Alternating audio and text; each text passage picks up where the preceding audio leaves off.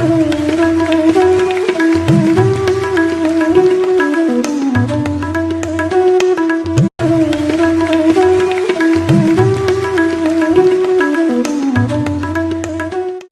of all, a confession, I've not been able to read your book, so please excuse me if it's already answered in the book. But I'd like to understand how you define the Indian civilization. Is it the Indus civilization? Where does it extend? Does it start at Pakistan or Afghanistan, or does it start, at our current border? Does it end at, So what do you mean? And in order to understand India and Indians, because there was no India until the end of the British rule. Yeah. So new evidence is coming all the time, which is very nice. Therefore, we need to invest in research. So we are the ones interpreting rather than outsiders interpreting, because a large part of this Indus Saraswati civilization has been interpreted by outsiders. So we are now trying to take control of that. This Indus Saraswati civilization starts from Afghanistan, Pakistan, Sindh to Punjab, Haryana. In fact, the largest town discovered so far is in Haryana. So, and in terms of Mohenjo-daro and Harappa are famous because they were found earlier, and so they are very large though. But numerically also, more 2/3 of the locations are in present-day India. But we look at prior boundary, which all those were part of this. So that is one of the archaeological evidences that needs to be decoded. The language hasn't been decoded yet.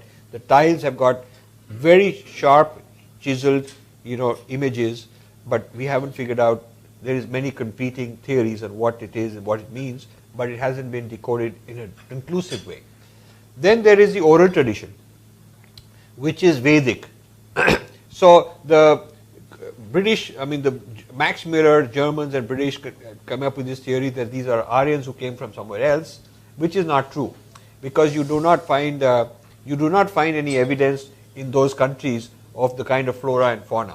They're talking about animals and plants, and they're talking about an ocean, and those are landlocked Central Asian countries. They don't have that.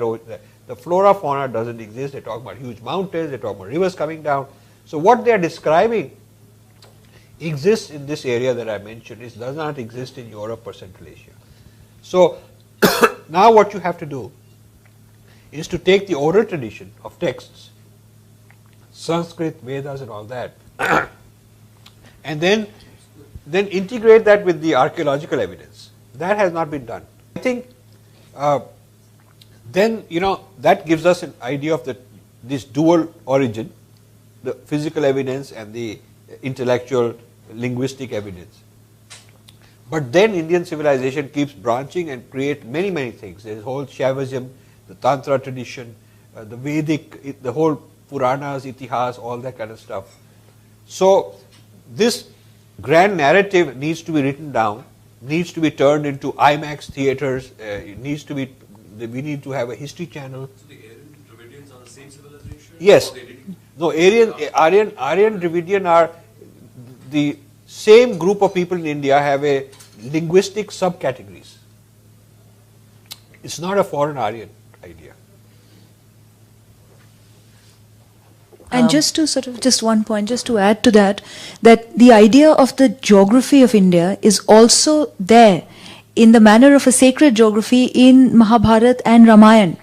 So, there have been works on this, the pilgrim routes that have marked this territory beyond the political boundaries, which may have shifted. But pilgrim routes have remained over thousands of years.